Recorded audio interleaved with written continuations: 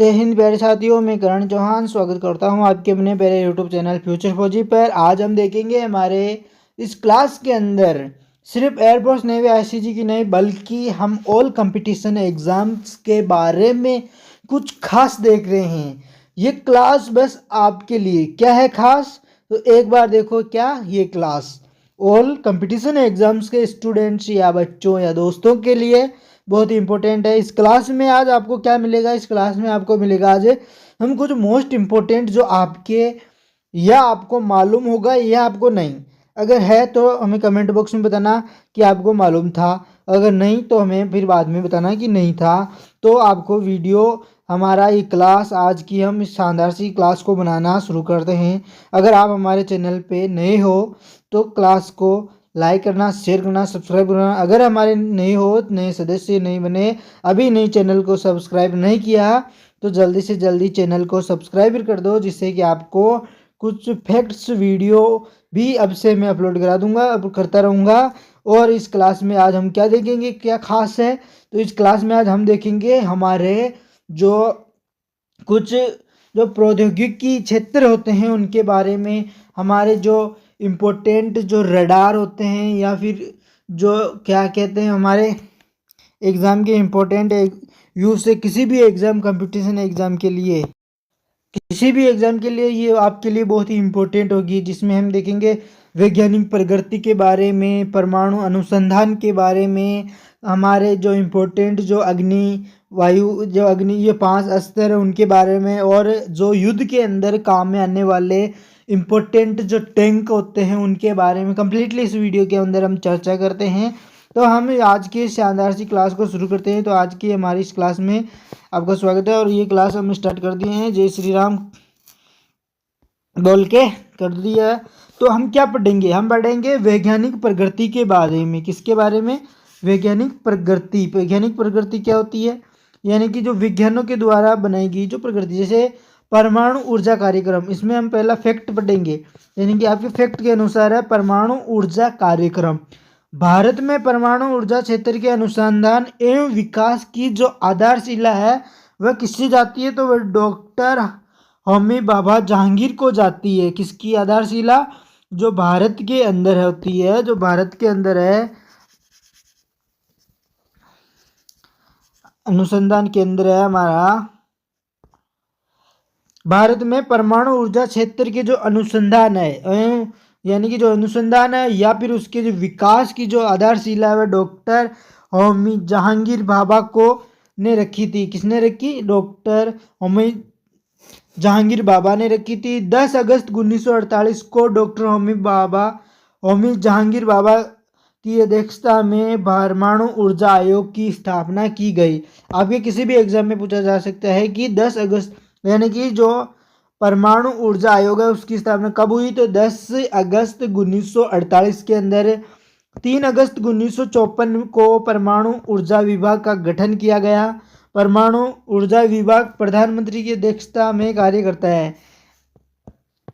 किसकी अध्यक्षता में कार्य करता है परमाणु विभाग? तो यह करता है परमाणु विभाग प्रधानमंत्री की अध्यक्षता में। और इसका जो गठन है वह कब किया गया? 3 अगस्त 1954 को इसका गठन किया गया। किसका? परमाणु ऊर्जा विभाग का।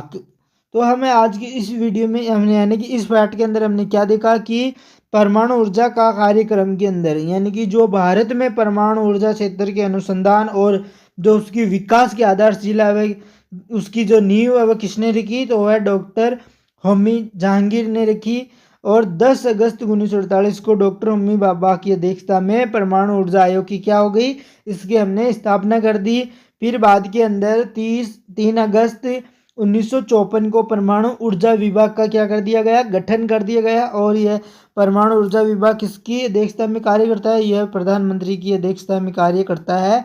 अब हम देखते हैं कि परमाणु भाभा यानी कि भाभा परमाणु अनुसंधान केंद्र के वर्तमान निदेशक, यानी अभी के लिए नहीं है, जिस टाइम में ये था कहाँ था, क्या था? भाभा जो परमाणु अनुसंधान केंद्र है उसके जो निदेशक थे वह अजित कुमार मोहंती थे। इंदिरा गांधी परमाणु अनुसंधान के बारे में देखो, जिसकी स्थापना कब हुई?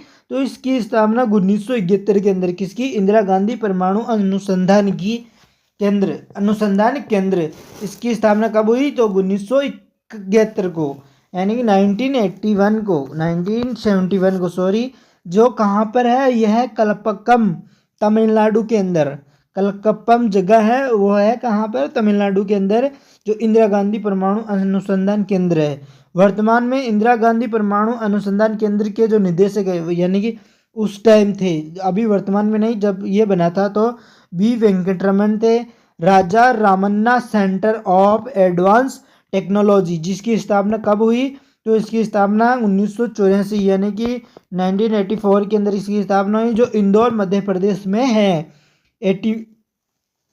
एटिमॉक मिनरल डिवीज़न हैदराबाद के अंदर है, इसकी तेलंगाना के अंदर है यह परमाणु अनुसंधान केंद्र। और एक है वेरिएबल एनर्जी साइक्लोट्रॉन सेंटर, जो कोलकाता के अंदर है, जो कहाँ है, पश्चिम बंगाल में यह परमाणु अनुसंधान केंद्र है प्रमुख। अब देखते हैं अगला अनुसंधान केंद्र है परिवर्तनीय ऊर्जा साइक्लोट्रॉन केंद्र। यह कहाँ पर है, तो यह है कहाँ पर है, यह कोलकाता के अंदर है। अगला है परमाणु खनिज अन्वेषण और अनुसंधान निदेशालय, जो कहाँ पर है, जो हैदराबाद के अंदर है। क्या है हैदराबाद के अंदर, परमाणु खनिज अन्वेषण और अनुसंधान निदेशालय। अब देखते हैं भारत में परमाणु का जो ऊर्जा संयंत्र है वह कहाँ कहाँ पर है, ऊर्जा संयंत्र, जैसे कि जो तारापुर के अंदर है, जो 1969 को कहाँ पर है, महाराष्ट्र के अंदर है, जो जिसकी जो ऊर्जा संयंत्र क्षमता है वो कितनी है,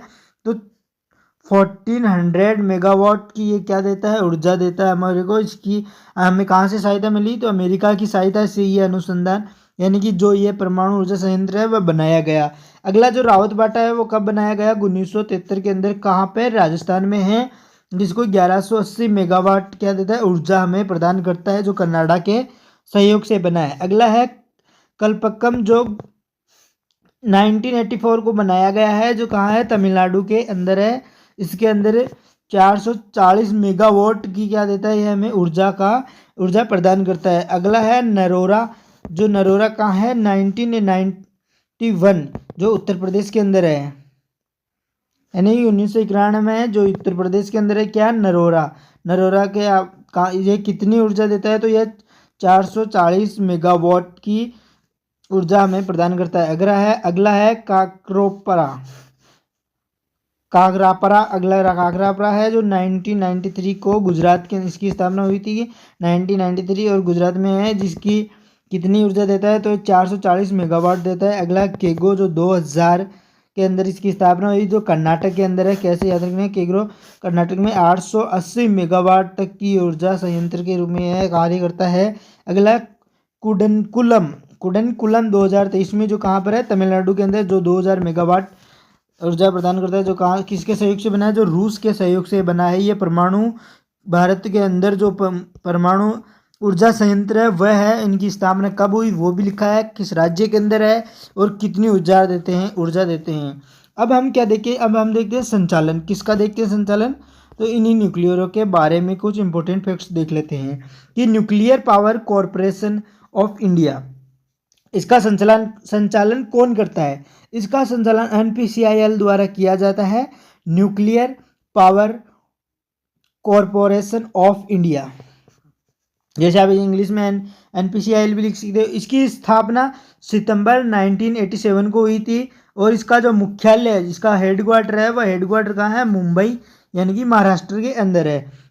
तब इसके जो अध्यक्ष थे वो कौन थे, BC पाठक थे, इसके संचालन अध्यक्ष थे। अगला है हमारा कि भाभा परमाणु अनुसंधान केंद्र के जो परमाणु रिएक्टर है वह कौन कौन से हैं, जैसे कि अप्सरा रिएक्टर है, वह 1956 को बनाया गया, एशिया का पहला न्यूक्लियर रिएक्टर है। क्या है, एशिया का पहला न्यूक्लियर रिएक्टर है। साइरस को क्या है, 1960 को बनाया गया था, यह साइरस है। इसका अगला है कि अगला परमाणु रिएक्टर कौन सा है, जर्लिना 1961 को बनाया गया। अगला है कि पूर्णिमा 1st, 2nd और 3rd, जो कब बनाया गया है, जो परमाणु रिएक्टर है वह 1972 को अंदर, 1984, 90 यानी कि 1990। और अगला ध्रुव है, 7 नंबर का ध्रुव है जो 1985 के अंदर बनाया गया है। यह परमाणु अनुसंधान केंद्र के परमाणु रिएक्टर है। भाभा परमाणु अनुसंधान केंद्र के परमाणु रिएक्टर कौन से हैं? 7 है। तो अप्सरा, साइरस, जर्लिना, पूर्णिमा फर्स्ट, सेकंड और थर्ड है, और ध्रुव है। ये 7 इंपॉर्टेंट है, जिसमें अप्सरा क्या है? एशिया का पहला न्यूक्लियर रिएक्टर है। अब हम देखते हैं इसी के बारे में कुछ नोट पॉइंट है, यानी कि भारत का सबसे बड़ा अनुसंधान रिएक्टर कौन सा है? तो वह है साइरस तापीय रिएक्टर। भारत का सबसे बड़ा अनुसंधान रिएक्टर कौन सा है? साइरस तापीय रिएक्टर, जो कहाँ है? ये कनाडा के सहयोग से, यानी किसके सहयोग से? कनाडा के सहयोग से 10 जुलाई 1960 को भारत में स्थापित किया गया। अगला इसके अंदर क्या है कि जो इसकी स्थापना कहाँ की गई? कनाडा के सहयोग से बनाया गया, और 10 जुलाई 1990 को इसका भारत में स्थापित किया गया। भारत का सबसे बड़ा अनुसंधान रिएक्टर कौन सा है? तो साइरस तापीय रिएक्टर है। ईंधन के रूप में इससे में क्या यूज किया जाता है? यूरेनियम का प्रयोग किया जाता है, और मंदक के रूप में भारी जल का प्रयोग किया जाता है। जिसके भी 12th के अंदर फिजिक्स थी उसको ये सब के बारे में मालूम है। यूरेनियम का प्रयोग किस में किया जाता है, और भारी जल मंदक के रूप में किसके में किया जाता है। भारत का प्रथम फास्टर ब्रीडर न्यूट्रॉन रिएक्टर कौन सा है? तो वह है किमानी जो कहाँ पर है? कलपक्कम और तमिलनाडु। ये किमानी सही अच्छा नहीं लगा, राइटिंग मतलब कि एडिटिंग नहीं की हुई, इसका सरल नाम नहीं अच्छी तरह से नहीं लिखा। किमानी है, जो किमानी कहाँ पर है? कलकप्पम जो तमिलनाडु के अंदर है। इससे अगला क्या है? अगला पॉइंट है कि किसे जीरो पावर रिएक्टर कहते हैं? किसे कहते हैं? फर्स्ट ब्रीडर परीक्षण रिएक्टर को क्या कहते हैं? तो फर्स्ट ब्रीडर परीक्षण रिएक्टर को ही क्या कहते हैं? जीरो पावर रिएक्टर कहते हैं। फर्स्ट ब्रीडर परीक्षण रिएक्टर को कहते हैं जीरो पावर रिएक्टर कहते हैं। अगला हम क्या देख रहे हैं? अगला हमारा जो मोस्ट इंपोर्टेंट है, परमाणु परीक्षण किसके? भारत के। विश्व में सर्वप्रथम परमाणु परीक्षण अमेरिका द्वारा कब किया गया? 1945 यानी 1948 में व्हाइट सैंडर्स में किया गया। यानी कि जो जगह थी अमेरिका के अंदर व्हाइट सैंडर्स, वहाँ पे किया गया। अब देखते हैं भारत का पहला जो परमाणु परीक्षण वह कब हुआ? तो भारत का पहला परमाणु परीक्षण हुआ 10 मई 1974 यानी 1974 को हुआ था। इसका जो स्थान है वह कौन सा था? तो प्रथम का है पोखरण कहाँ है? जैसलमेर। और जैसलमेर कहाँ है? राजस्थान में, जो अभी वर्तमान में बहुत ही ज़्यादा फेमस है। बम की इसके अंदर जो परमाणु परीक्षण हुआ तब इसके अंदर जो बम की जो क्षमता थी, यानी कि इसके अंदर कितना बारूद लिया जाना चाहिए, तो वह था 12 किलो टन प्लूटोनियम का प्रयोग करके यह बनाया गया था। परीक्षण कोड इसके अंदर क्या था कि स्माइलिंग बुद्धा क्या ये था? इसे कुछ इमोजी मान लो, स्माइलिंग बुद्धा के था, स्माइलिंग बुद्धा। अगला है तत्कालिक उसके उस समय, यानी कि जब 18 मई 1974 का जो पहला परमाणु परीक्षण किया गया तब कौन थे प्रधानमंत्री और राष्ट्रपति? प्रधानमंत्री थी इंदिरा गांधी, और राष्ट्रपति के रूप में कार्य करते वीवी गिरी। कौन थे? वीवी गिरी। कब किसका काम कर रहे थे? वीवी गिरी काम कर रहे थे किसका? तत्कालिक प्रधानमंत्री और राष्ट्रपति। इंदिरा गांधी के रूप में कौन थी? प्रधानमंत्री इंदिरा गांधी प्रधानमंत्री थी, और राष्ट्रपति के अंदर वीवी गिरी थे। हम देखते हैं अगला, भारत का दूसरा जो परमाणु परीक्षण, हमने पहला परीक्षण पढ़ लिया, अगला दूसरा परमाणु परीक्षण कब हुआ? तो ये 11 एवं 13 मई को 1998 में हुआ था। इसका जो भी स्थान कहाँ था वो भी पोखरण के अंदर हुआ। दूसरा और पहला जो कहाँ जैसलमेर राजस्थान में है, इसका जो नाम था वह शक्ति था, सिक्त नहीं था, उसका नाम शक्ति था, जो शक्ति 1998। इसमें कुल 5 नाभिकीय परीक्षण किए गए। कितने नाभिकीय परीक्षण किए गए? दूसरे के अंदर 5। उस समय जो प्रधानमंत्री और राष्ट्रपति कौन थे? तो प्रधानमंत्री के रूप में अटल बिहारी वाजपेयी जी थे, और के नारायण क्या थे? राष्ट्रपति थे। शक्ति 98 को सफल बनाने का जो श्रेय है वह 3 वैज्ञानिकों को जाता है। जो कौन कौन है हमारे इंपोर्टेंट भारत के वैज्ञानिक है, जैसे एपीजे अब्दुल कलाम, अनिल काकोडकर। अगला है जो इसके जो क्या निदेशक थे, इसके भारत के 4 चिदम्बरम अध्यक्ष जो परमाणु ऊर्जा आयोग के क्या थे अध्यक्ष थे। ये अनिल है ना कि वैसे है, जैसे आप समझे हो जो लिखा हुआ है। अब हम क्या देखते हैं, अब देखते हैं हमारा अगला इंपोर्टेंट है कि अंतरिक्ष कार्यक्रम वर्ष 1957 में सोवियत संघ से, इसको भी याद रख लेना, सोवियत है ये। वर्ष 1957 में सोवियत संघ के पूर्व स्पुतनिक के सफल परीक्षण के साथ विश्व ने अंतरिक्ष युग में प्रवेश किया था। 4 अक्टूबर 1957 को विश्व का पहला स्पुतनिक फर्स्ट यानी कि स्पुतनिक फर्स्ट क्या अंतरिक्ष कार्यक्रम था, अंतरिक्ष में जाने वाला था। 3 नवंबर 1957 को स्पुतनिक सेकंड जब अंतरिक्ष में गया था, 3 नवंबर 1957 को स्पुतनिक सेकंड, जिसके अंदर क्या गया, जो हमारी विश्व के अंदर पहला जानवर, क्वेश्चन पूछा जाता है पहला अंतरिक्ष में जाने वाला जानवर कौन सा था, तो पहला था कुत्ता था। अब इससे मैं डीप से पूछ लेता है, वो ज़्यादा तो इम्पोर्टेंट ऊपर से आपसे ये पूछेगा अंतरिक्ष में जाने वाला विश्व में पहला जानवर कौन सा था, वह कुत्ता था। कुत्ते थे यानी कि कुत्ती, एक कुतिया थी, वह गई थी जिसका नाम था लाइका। क्या नाम था उसका, उसका नाम था लाइका, पहली बार अंतरिक्ष में भेजी गई थी। या अगला है कि 12 अप्रैल 1961 में वोस्टेक फर्स्ट यानी कि जो अंतरिक्ष जो क्या है, अंतरिक्ष के अंदर अंतरिक्ष में जाने वाला एक यान है, ये यूरी गागरिन अंतरिक्ष भेजा गया। अंतरिक्ष में क्या गया, भेजा गया। अंतरिक्ष में जाने वाला पहला व्यक्ति था, कौन था, यूरी गागरिन। अंतरिक्ष के अंदर जाने वाला पहला, वोस्टेक फर्स्ट से यूरी गागरिन। अंतरिक्ष में जाने वाला पहला व्यक्ति कौन था, तो यूरी गागरिन। और अंतरिक्ष में जाने वाला पहला जानवर कौन सा था, तो वह थे कुतिया या फिर कुत्ते मान सकते हो, या कुत्ता थी तो कुतिया थी। इसने पृथ्वी का एक परिक्रमण 12 अप्रैल 1961 में किया था। पृथ्वी का जो एक पूरा मतलब ये पृथ्वी इसके चारों ओर एक परिक्रमण 12 अप्रैल 1961 में किया था। 4 दिसंबर 1963 में वोस्टेक 6 से वेलेंटिना तेरेस्कोवा पहली महिला थी। वेलेंटिना पहली महिला थी जो अंतरिक्ष में गई थी। पहला जानवर कौन था, कुत्ता, या पहला जानवर कुत्ती थी, यानी कुत्ता मतलब कुत्ते में से था, यानी कि था तो कुत्ती थी। दूसरा अंतरिक्ष में जाने वाला व्यक्ति कौन था, यूरी गागरिन। और महिला कौन थी, वेलेंटिना तेरेस्कोवा। अगला है कि 19 मई 1971 को मंगल पर पहली बार क्या मिशन, कौन सा मिशन गया, मार्स मिशन भेजा गया।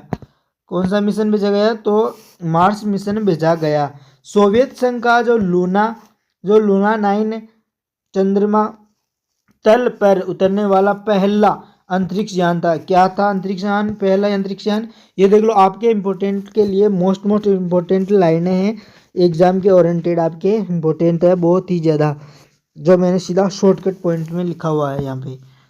यानी कि सोवियत संघ का लूना 9 चंद्रमा तल पर उतरने वाला पहला व्यक्ति था, अंतरिक्ष यान था, व्यक्ति नहीं था, पहला अंतरिक्ष यान था। अब देखते हैं सोवियत संघ का बता दिया मैंने 1959 में यान था। जुलाई 1969 में अपोलो यान से नील आर्मस्ट्रॉन्ग पहली बार चंद्रमा पर कदम रखे। किसके द्वारा, अब देखो आपने ज़्यादातर पढ़ा है कि चांद पर पहला कदम रखने वाला कौन था, तो नील आर्मस्ट्रॉन्ग। वह कब गया, जुलाई 1969 में। किस यान से गया, अपोलो। मैंने क्लास को इम्पोर्टेंट क्यों बनाया, तो ये इम्पोर्टेंट यान के बारे में। दूसरा व्यक्ति कौन था, एडविन एल्ड्रिन था, जो दूसरा व्यक्ति कहाँ पर, चांद पर कदम रखने वाला।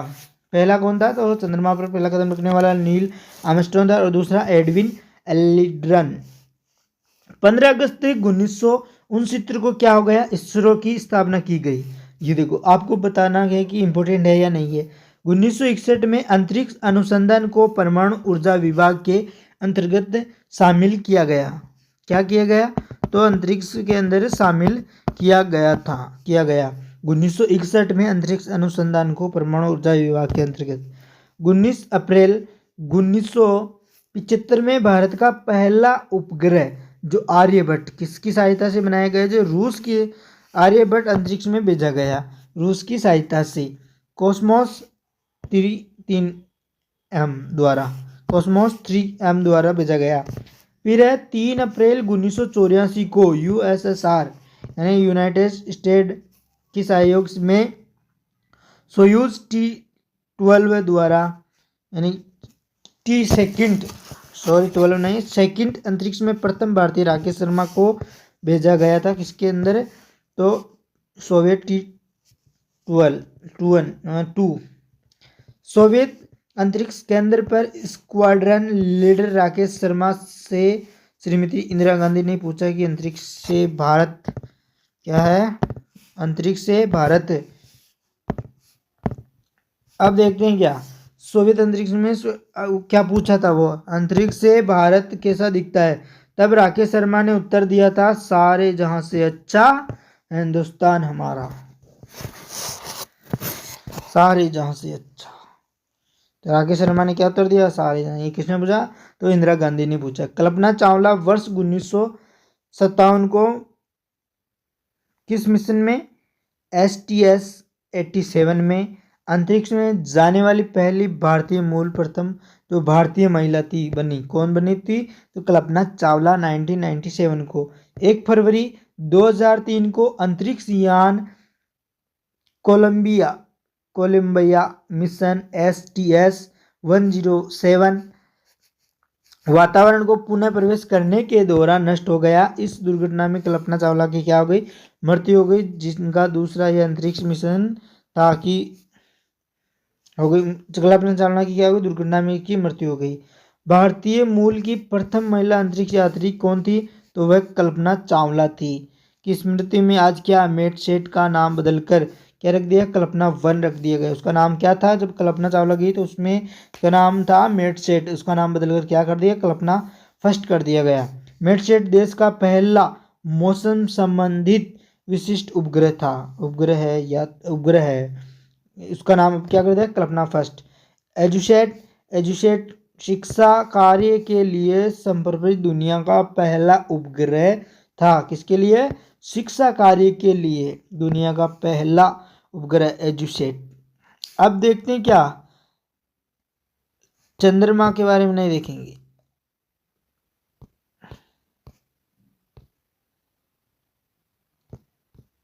चंद्रमा फर्स्ट,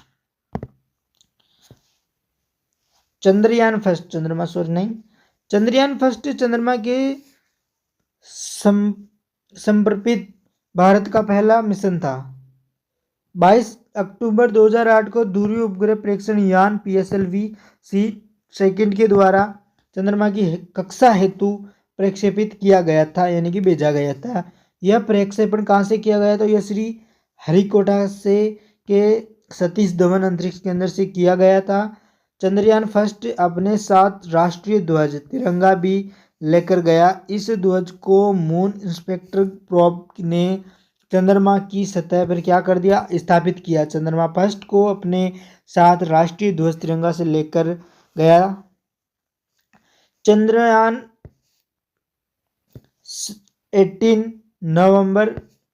18 नवंबर 2008 को चंद्रयान फर्स्ट 8 नवंबर 2008 को चंद्रमा की कक्षा में पहुंचा तथा अगस्त 2009 तक सक्रिय रहा।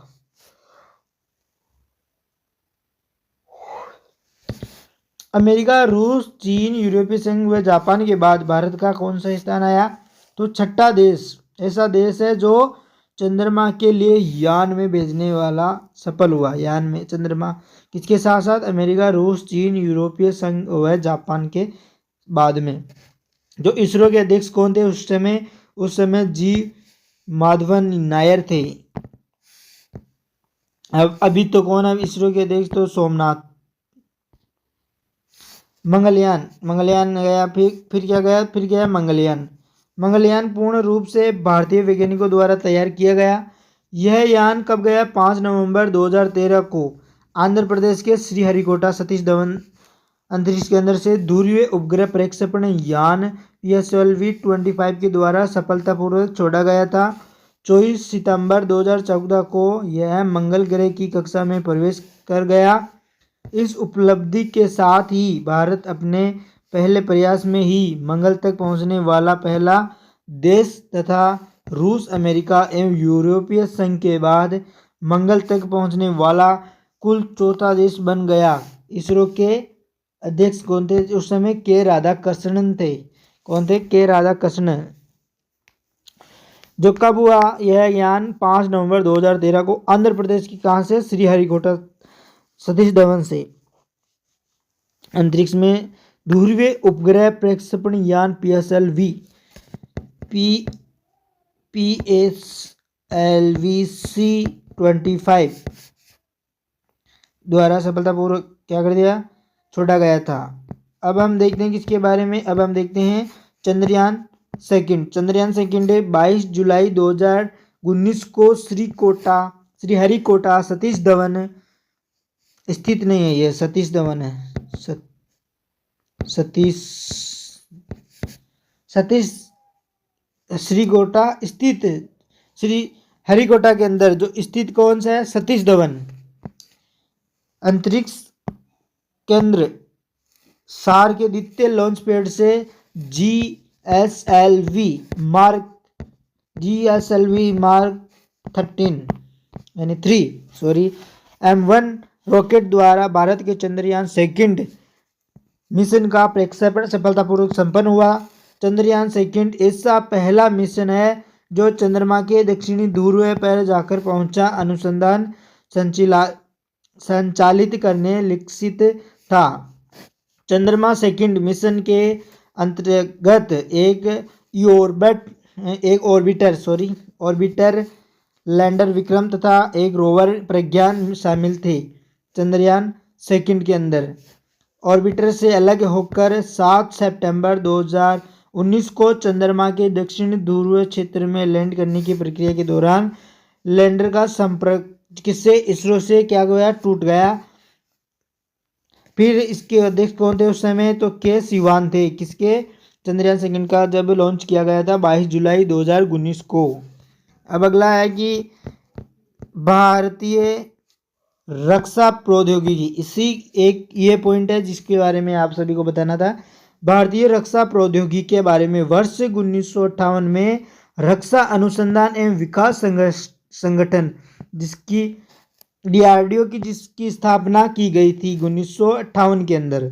DRDO के प्रमुख एवं महानिदेशक रक्षा मंत्री के वैज्ञानिक सलाहकार की भूमिका निभाते हैं। किसकी? रक्षा मंत्री के वैज्ञानिक सलाहकार की। डॉक्टर APJ अब्दुल कलाम को भारतीय मिसाइल प्रौद्योगिकी का क्या कहा जाता है? पिता कहा जाता है। तो आपको क्वेश्चन पूछा जा सकता है कि भारतीय मिसाइल या प्रौद्योगिकी का पिता किसे कहा जाता है? मिसाइलों का। तो डॉक्टर APJ अब्दुल कलाम को। भारतीय प्रेक्षास्त्र कार्यक्रम जुलाई 1983 में ये क्या है? निर्देशित प्रेक्षापास्त्र विकास कार्यक्रम यानी कि integrated guided missile development program IGMDP की नींव रखी गई। भारत की भूतपूर्व प्रधानमंत्री यानी उस समय जो प्रधानमंत्री इंदिरा गांधी ने इस कार्यक्रम की आधारशिला रखी। यह कार्यक्रम DRDO के तत्वावधान में चल रहा है। कहाँ? DRDO के तत्वाधान में चल रहा है। तो अब हम देखते हैं कि इम्पोर्टेंट जो हमारा जो पृथ्वी क्या है, भारत की जो प्रमुख अस्त्र, अब देखते हैं उनके बारे में। पहला है क्या है? पृथ्वी। यह जमीन से जमीन तक वार करने वाला, जमीन से जमीन पर मार यानी कि वार करने वाला बैलिस्टिक प्रेक्षापास्त्र यानी कि अस्त्र है,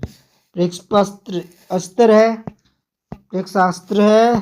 पृथ्वी फर्स्ट की मारक क्षमता कितनी है? तो 150 यानी कि 115 किलोमीटर टू यानी कि भार क्षमता इसकी है 1000 kg। फरवरी 1988 में पृथ्वी प्रेक्षास्त्र का प्रथम परीक्षण किया गया। पृथ्वी से फर्स्ट मिसाइल थल सेना को सौंपी जा चुकी है। जो पृथ्वी फर्स्ट है वह किसके पास है, तो थल सेना के पास। सेकंड किसके पास है, ये वायुसेना के हेतु, मतलब कि वायुसेना के पास है, जिसकी स्मारक क्षमता कितनी है, 250 से 350 किलोमीटर है। पृथ्वी सेकंड जो नौसेना हेतु यानी कि तीनों सेनाओं को संभाली गई है। अगला क्या है, अगला है कि धनुष के बारे में। धनुष पृथ्वी सेकंड का प्रेक्षास्त्र का नौसिंग रूपांतरण है। इसकी मारक क्षमता 350 किलोमीटर है। यह जमीन से जमीन पर मार करने वाला प्रेक्षास्त्र है। अगला है आकाश। आकाश क्या है कि आकाश जमीन से हवा में मार करने वाला मध्यम दूरी का प्रेक्षास्त्र है। इसकी मारक क्षमता लगभग 30 किलोमीटर है। इसे मोबाइल लॉन्चर से भी छोड़ा जा सकता है। आकाश की तुलना अमेरिकी पेट्रियट मिसाइल से की जाती है। जो आकाश है उसकी तुलना किसे की जाती है, जो अमेरिकी का जो प्रेक्षास्त्र है उससे की जाती है। अब हमारा अगला है अग्नि। अग्नि जमीन से जमीन पर मार करने वाला मध्यम दूरी की बैलिस्टिक मिसाइल है। अग्नि प्रेक्षास्त्र की 5 श्रेणियां हैं। कौन कौन सी है, तो अग्नि फर्स्ट, अग्नि सेकंड, अग्नि 3, अग्नि 4, अग्नि 5। अग्नि फर्स्ट क्या है, अग्नि फर्स्ट की क्षमता कितनी है, तो इसकी 700 किलोमीटर से अधिक है। अग्नि सेकंड की कितनी है मारक क्षमता, तो इसकी 2000 किलोमीटर से अधिक है। अग्नि 3 की जो मारक क्षमता है वह कितनी है, 3000 किलोमीटर से अधिक है।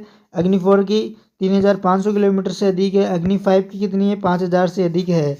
अग्नि 5 की परीक्षण के साथ ही भारत में अंतर महाद्वीपीय बैलिस्टिक प्रेक्षास्त्र ICBM क्लब में शामिल हो गया।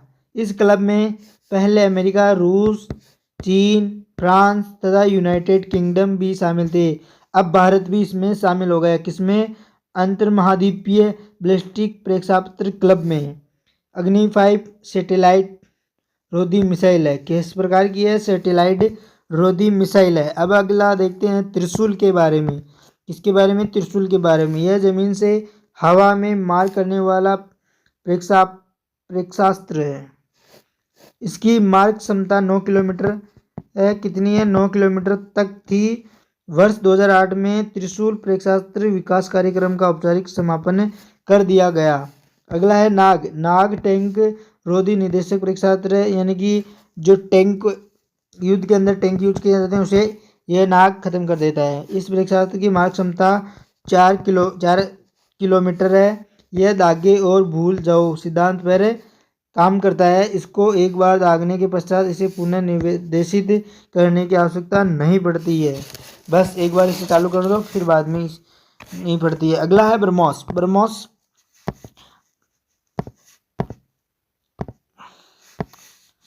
ब्रह्मोस प्रेक्षास्त्र जो प्रेक्षास्त्र है, ये प्रेक्षास्त्र नहीं है यहाँ पे, इसलिए मैं कंफ्यूज हो रहा हूँ। प्रेक्षास्त्र है, ये प्रेक्षास्त्र शस्त्र है हमारा। भारत एवं रूस की संयुक्त परियोजना के तहत विकसित किया गया। क्या, ब्रह्मोस ने सतह से सतह पर मार करने वाली मध्यम दूरी की सुपरसोनिक क्रूज मिसाइल है। सुपरसोनिक क्रूज मिसाइल कौन सी है, ब्रह्मोस है। भारत की नदी ब्रह्मपुत्र के ब्रह तथा रूस की नदी मस्का के मोस शब्द से मिलकर ब्रह्मोस मिसाइल का नाम रखा गया। किसकी, रूस की जो मोस्का नदी है उसके। इसकी मारक क्षमता कितनी है, 290 किलोमीटर तक थी। इसका क्या कर दिया, अपडेट करने के बाद, नवीनीकरण करने के बाद, संस्करण करने के बाद 450 से 500 किलोमीटर किया गया। ब्रह्मोस मिसाइल ध्वनि की गति से लगभग कितना 3 गुना तेज गति करता है। तो कितना 3 गुना 10 की पावर 8 होती है, तो इसका 3 गुना यानी कि 9 गुना 10 की पावर 8 मीटर पर सेकंड के हिसाब से चलती का ब्रह्मोस। अगला क्या है, अगला है कि अन्य जो रक्षा आयुध एवं जो हमारे उपकरण है, जो रक्षा के अंदर प्रमुख युद्ध टैंक कौन कौन से, जैसे युद्ध टैंक पहला है अर्जुन, युद्ध टैंक अर्जुन है। युद्ध टैंक का विकास किसने किया, तो डीआरडीओ ने किया। युद्ध टैंक का विकास किसने किया, डीआरडीओ ने। T-19S भीष्म टैंक, जो T-19S भीष्म टैंक है, यह 4 किलोमीटर के दायरे में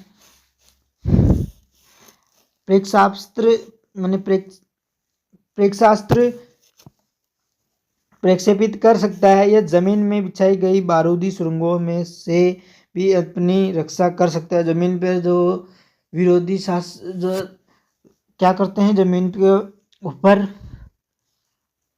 बिछा देते हैं मिसाइलें, उनके बिछाई की जो बारूद होते हैं उनको क्या करते हैं, उनकी रक्षा करने में सहायक है क्या, T-19S भीष्म टैंक। अगला तेजस है। तेजस क्या करता है, तेजस स्वदेश निर्मित चौथी पीढ़ी का हल्का लड़ाकू विमान है, जो अब वर्तमान में बहुत ही नया अपडेट हो गया है और अभी बहुत ही ज़्यादा शानदार हुआ, एक नंबर। इसका विकास हिंदुस्तान एरोनॉटिक्स लिमिटेड ने किया। किसने किया, हिंदुस्तान एरोनॉटिक्स लिमिटेड ने द्वारा किया गया। जनवरी 2011 में तत्कालीन रक्षा मंत्री ने इसे भारतीय वायुसेना को सौंपा था। कब सौंपा, 2011 के अंदर, जुलाई 2016 में। अगला हमारा पिनाका। पिनाका यह मल्टी बैरल रॉकेट लॉन्चर है। भगवान शंकर ने धनुष पिनाक के नाम पर इसका क्या नाम रखा, पिनाका। पिनाका के द्वारा मात्र 44 सेकंड में एक के बाद एक 12 रॉकेट प्रक्षेपित किया जा सकते हैं। अब देखते हैं कुछ इंपॉर्टेंट फैक्ट्स या इंपॉर्टेंट तथ्य। रूस की जो अंतरिक्ष एजेंसी है वो कौन सी है, RFSA, जिसकी फुल फॉर्म क्या होगी, अब यह गूगल कर लेना। अमेरिकी की जो अंतरिक्ष एजेंसी है वो क्या है, नासा, जिसकी स्थापना कब हुई, 29 जुलाई 1958 को। अगला है भारत की अंतरिक्ष एजेंसी कौन सी है, इसरो, इसकी स्थापना 15 अगस्त 1969 को, जिसका मुख्यालय कहाँ है, बेंगलोर में। आदर्श वाक्य क्या है, मानव जाति की सेवा में अंतरिक्ष प्रौद्योगिकी, मानव जाति की सेवा में अंतरिक्ष प्रौद्योगिकी। पहला अंतरिक्ष केंद्र 1971 में सतीश धवन अंतरिक्ष केंद्र जो कहाँ है, श्रीहरिकोटा, कहाँ, AP यानी कि अरुणाचल प्रदेश के अंदर, पुलिकट झील के पास में। इसरो ने 15 फरवरी 2017 को 104 उपग्रह लॉन्च किए गए थे, यानी कि इसरो ने 15 फरवरी 2017 को 104 उपग्रह लॉन्च किए थे। जनवरी 2021 में स्पेस एक्स ने 143 उपग्रह यानी कि फ्लैंकन 9 लॉन्च किए गए थे। भारत का पहला संचार उपग्रह प्रक्षेपित केंद्र थंबा जो तिरुवनंतपुरम के अंदर था, वो कितना है, कब था, तो वह 1963 के अंदर है। अब देखते हैं जो इम्पोर्टेंट है, जैसे कि गगनयान फर्स्ट 2023 में लॉन्च किया गया, चंद्रयान 3 जुलाई 2023 के अंदर, आदित्य L1 अभी 2023 के अंदर फरवरी के अंदर किया गया, लॉन्च किया गया। अगला गगनयान सेकंड 2022 में 22-23 के अंदर, पहले निसार जनवरी 2022-23 में, मंगलयान सेकंड 2024 के अंदर। अब क्या देखते हैं, अब इसकी इम्पोर्टेंट फैक्ट मैं आपको, जो आप अगर लिख रहे हो तो ठीक है, वरना मैं आपको यहाँ पे किसके बारे में बता देता हूँ।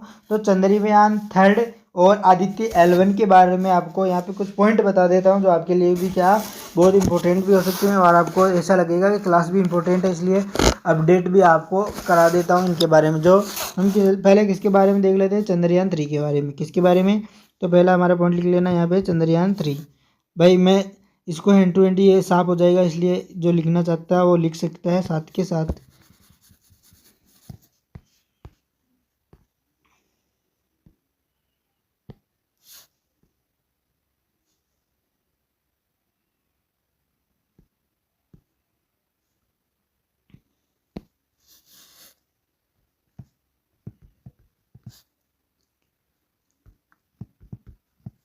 चंद्रयान 3 के बारे में देख लो, कुछ इंपॉर्टेंट पॉइंट है। जैसे भारत का एक, इसके बारे में बता देता हूँ आपको कि यह भारत का क्या है, एक महत्वाकांक्षी चंद्र मिशन है।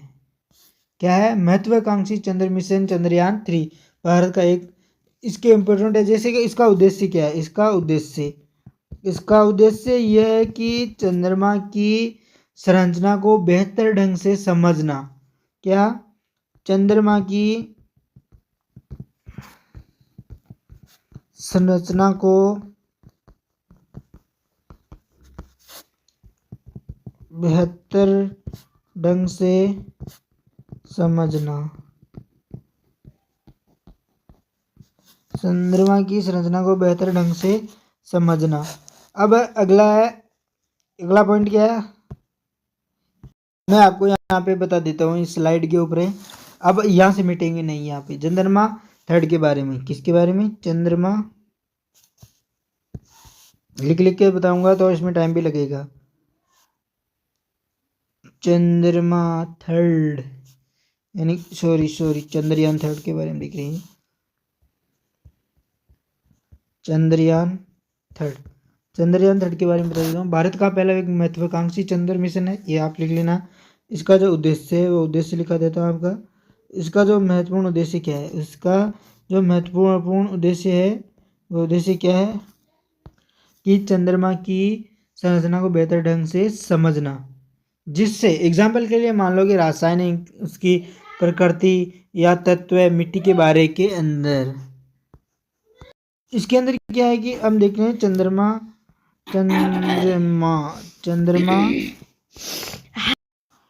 तो इसमें है कि चंद्रमा को बेहतर ढंग से समझने के लिए चंद्रमा की संरचना को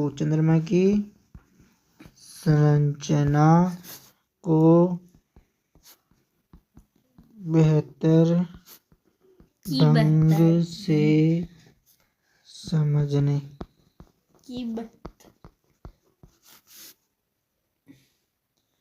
ढंग से समझने के लिए, जैसे एग्जाम्पल मान लो आपको, जैसे इसकी रासायनिक चीज़ों के बारे में, इसकी प्राकृतिक या तत्व या मिट्टी या फिर इसकी जो क्या है प्राकृतिक, इनके बारे में। अब हम देखते हैं किसके बारे में। अब हम देखते हैं इसके अंदर कौन सा, इसमें इसे कब लॉन्च किया गया। तो ये था कौन सा? LVM-3M4 चंद्रयान कौन था? MVMP द्वारा कब? 14 जुलाई 2023 को कब लॉन्च किया गया? 14 जुलाई 2023 को इसे लॉन्च किया गया। कहाँ से लॉन्च किया गया? तो इसे सतीश धवन अंतरिक्ष केंद्र से, सतीश धवन अंतरिक्ष केंद्र श्रीहरिकोटा से,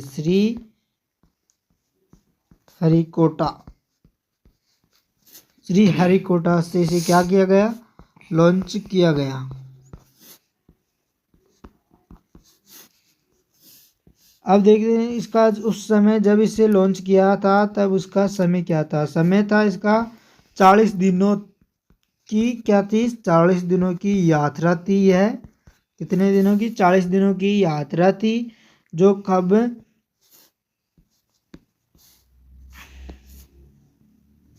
जो 23 अगस्त 2023 को भारतीय समयानुसार इसे क्या कर दिया? शाम के कितने बजे? तो 6:04 बजे इसे सफलतापूर्वक क्या कर दिया? लॉन्च कर दिया गया। इसका जो स्थान है वह कहाँ से? किस स्थान से? चंद्रमा के दक्षिण ध्रुव के पास जाना था। इसका मेन पॉइंट था चंद्रमा के दक्षिण ध्रुव के पास, चंद्रमा के दक्षिण ध्रुव के पास।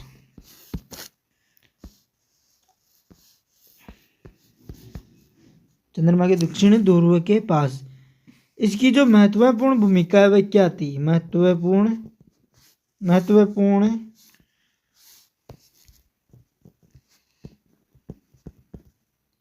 इसकी जो महत्वपूर्ण जो भूमिका है उसके बारे में देख लो। इसके अंदर किसने अपनी महत्वपूर्ण भूमिका निभाई? तो वर्तमान में इसके जो अध्यक्ष है वो कौन है? इसरो के अध्यक्ष एस सोमनाथन। कौन है? एस सोमनाथन। एस सोमनाथ क्या है, अध्यक्ष किसके, इसरो के। इसरो के जो अध्यक्ष है एस सोमनाथ, इसने बहुत ही प्रमुख भूमिका निभाई। इस समय इसका जो लैंडर था, इसका नाम क्या था, लैंडर का नाम, इसका नाम था विक्रम। क्या नाम था इस लैंडर का नाम, लैंडर का जो नाम था वह विक्रम था। और रोवर का क्या नाम था, रोवर का नाम था प्रज्ञान। क्या नाम था, रोवर का नाम प्रज्ञान था। रोवर में कितने पहिए थे, तो 6 इसके अंदर पहिए थे। कितने, 6 पहिए थे। रोवर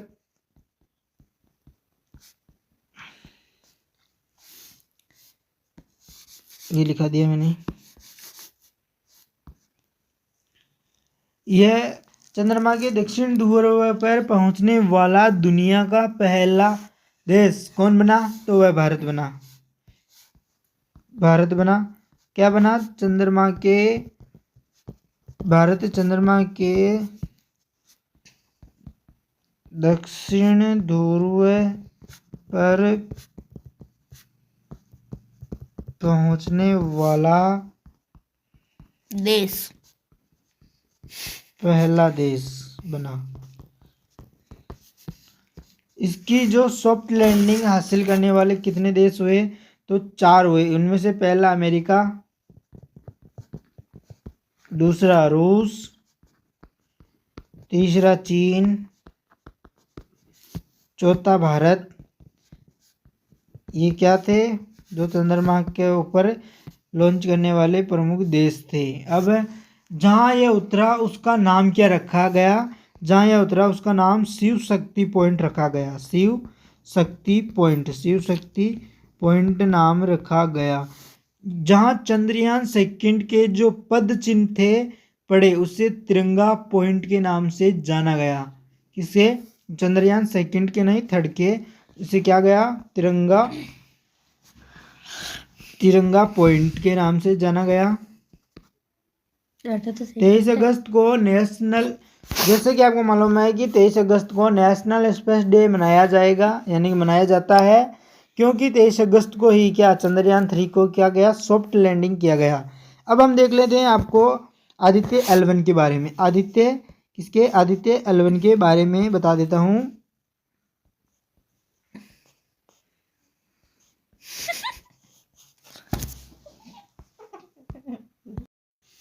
आदित्य L1 के बारे में, सूर्य, आदित्य L1 को क्यों लॉन्च किया गया, क्योंकि इसके कारण हम क्या करेंगे, अब सूर्य का जो अध्ययन करना है उसके लिए इसे आदित्य L1 को क्या गया, लॉन्च कर दिया गया। सूर्य के व्यापक अध्ययन के बारे में, सूर्य के व्यापक अध्ययन के लिए, व्यापक अध्ययन के लिए आदित्य L1 को क्या किया गया, लॉन्च किया गया।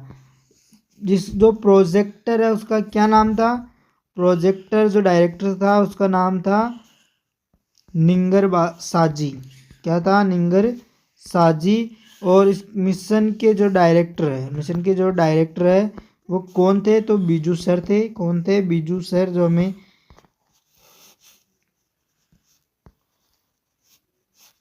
Biju SR, Biju SR। इसका जो समय था वो कब इसे लॉन्च किया गया, तो 2 सितंबर 2023 को। इस कहाँ से किया गया, जहाँ से चंद्रयान फर्स्ट को, यानी कि सतीश धवन हरिकोटा से। कौन सा था यह, PSLV। कौन सा था, PSLV-C